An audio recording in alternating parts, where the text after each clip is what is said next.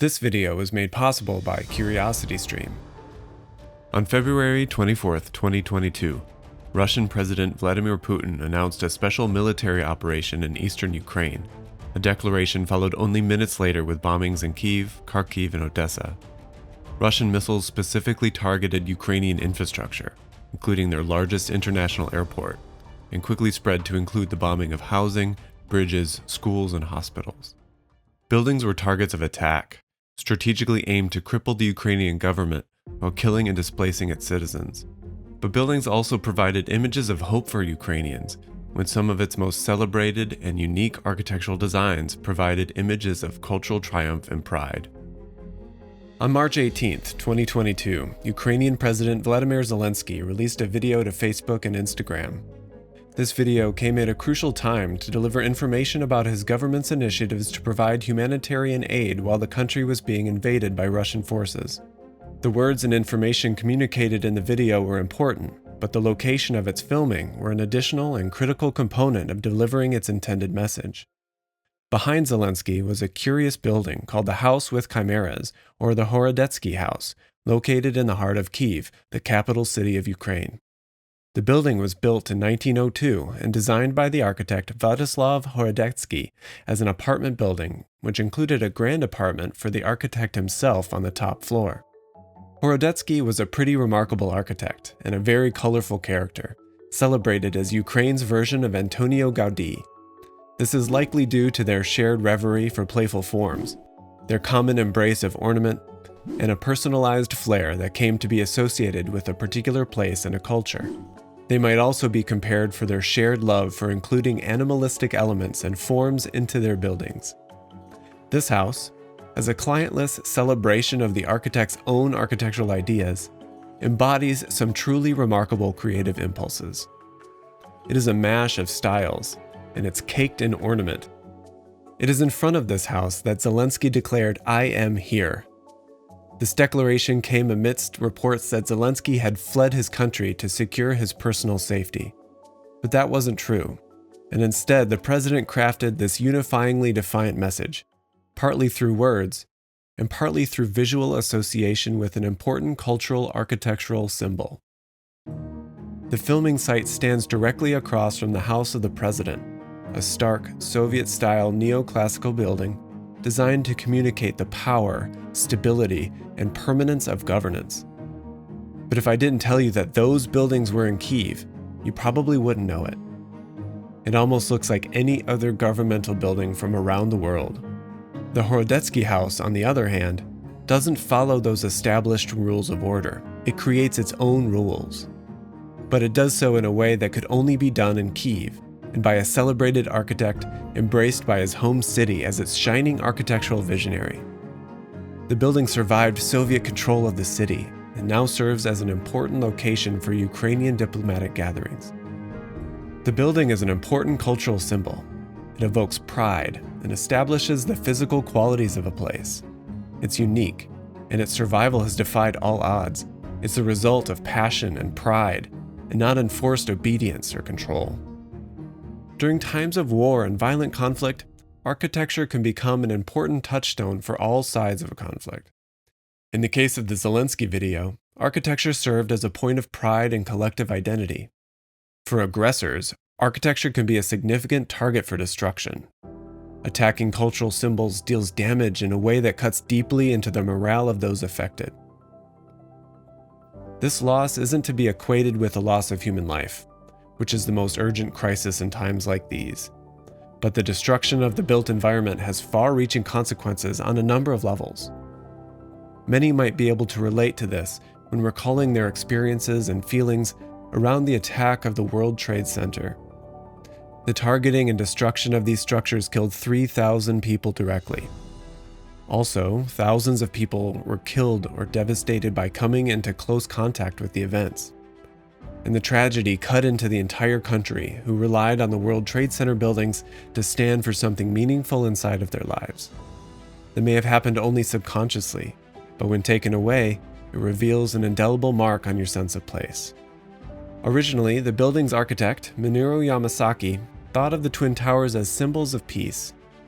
His vision for the towers were to become a living representation of man's belief in humanity, his need for individual dignity, his beliefs in the cooperation of men, and through this cooperation his ability to find greatness. Their monumentality and lack of overt symbolism meant they could become important to others in their own way. Senator Bob Graham called them a signature of America's economic strength and political power.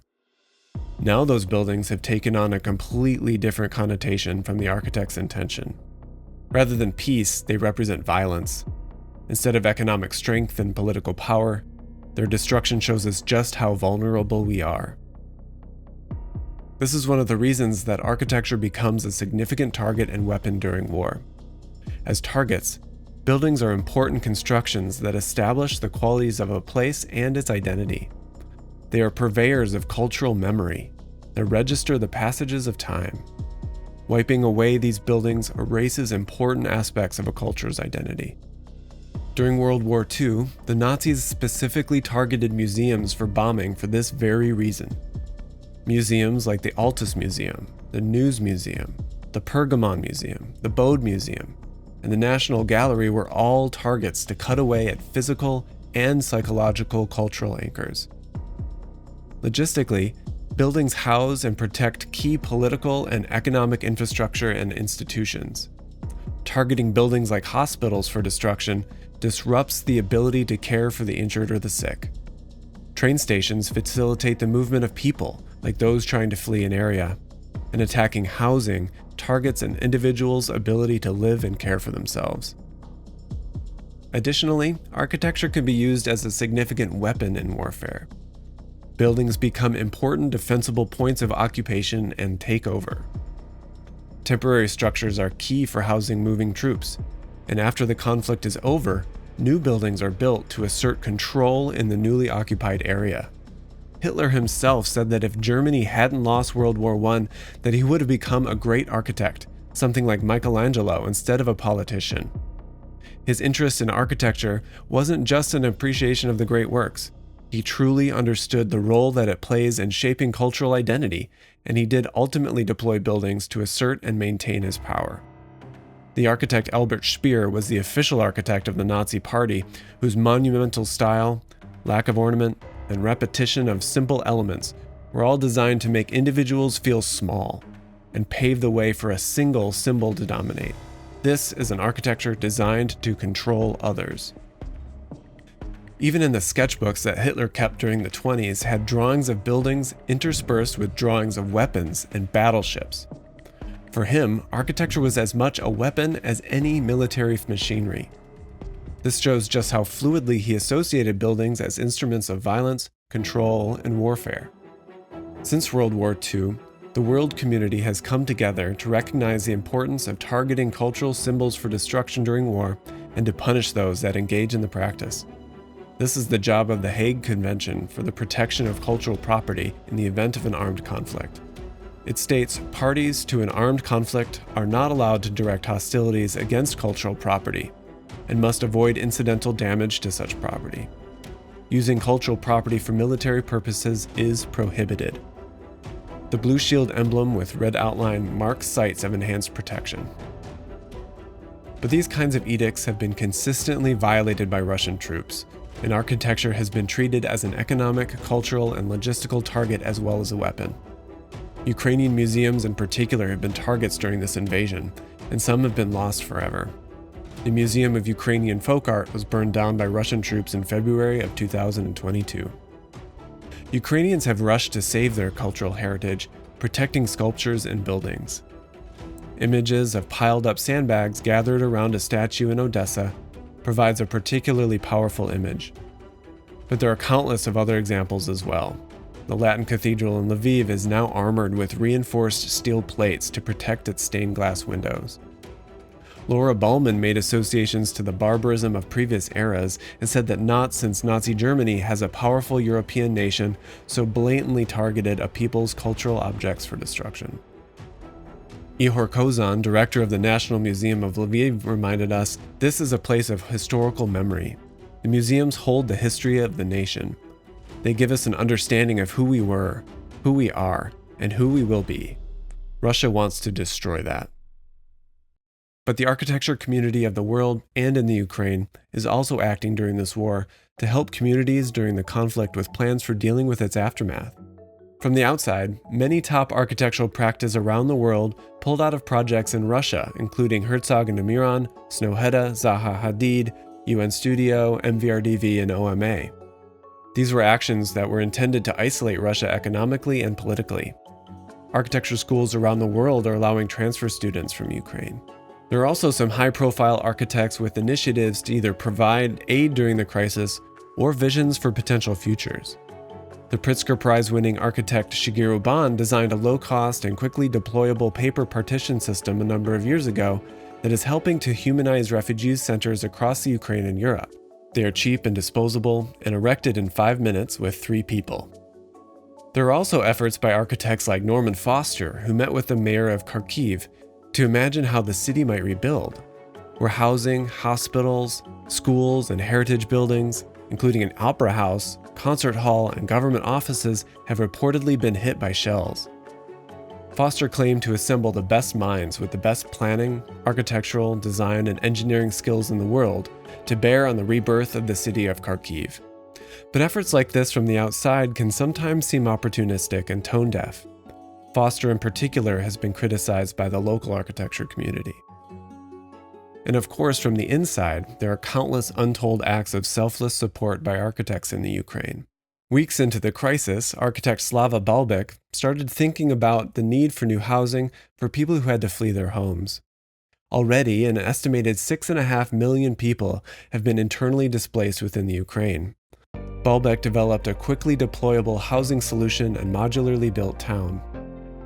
The late architect and visionary Lebbeus Woods, when he was talking about Sarajevo, also recognized the difficulties in rebuilding. And he observed that there are basically 2 paradigms: build things back the way they were, or building afresh with some utopian vision of rebirth. He found that neither of these were completely appropriate, and instead the scars and the layers of tragedy usually remain, and the difficulty is in how these are able to coexist in a way that doesn't erase the complexity of history while still looking forward toward an optimistic future. You know, I've never made a video like this that tries to shed light on such a heavy topic and such a topical issue. I guess I tend to feel like I'm not necessarily the best person to tell this story. But Ashley Bingham, who talked about some of these issues in a lecture that she gave to my students at UIC, during her talk, she underscored the importance of everyone doing what they can to communicate issues around such an important topic. I'll link to the resources in the description that will likely be more in-depth than what I've been able to provide in this video, and I'll also link to places where you can go where you can help. This video is also uploaded to the streaming platform Nebula, without ads and with additional content on my thoughts about the process of rebuilding the World Trade Center. Issues around rebuilding post 9/11 is a good way to shed light on the way that maybe people are thinking about rebuilding in the Ukrainian crisis. Nebula has a lot of folks that you watch there on YouTube, like Not Just Bikes and Half as Interesting, and the viewing experience is really second to none. There's also a video about this war talked about in this video that in the way that it affects the International Space Station, and that one is done by Real Engineering. We at Nebula have been working with CuriosityStream, who have invested in us as part of their mission to bolster educational content on the web. If you use the link in the description, you'll receive Nebula for free and get 26% off your subscription to CuriosityStream. And I'll pledge for that for every person who signs up at curiositystream.com/Stewart Hicks, I'll donate $5 to Community Organized Relief Effort, or CORE, which is a nonprofit organization that's dedicated to immediate crisis response. CuriosityStream is a streaming service that an almost endless supply of documentaries. If you're interested in learning more about the subject of this video, you might want to check out Capitulation, which is all about the rise of the Soviet Union coming out of World War II. Or if you want to dive deeper into understanding the tactics and effects of things like urban destruction during wartime, the one bombing war from Guernica to Hiroshima might help shed some light on the subject. So if you sign up using and with the link, curiositystream.com/Stewart Hicks, you'll be able to get 26% off a full subscription to CuriosityStream. You'll get Nebula for free, and I'll be donating $5 to the Community Organized Relief Effort. It's really a great way to support a cause that you care about.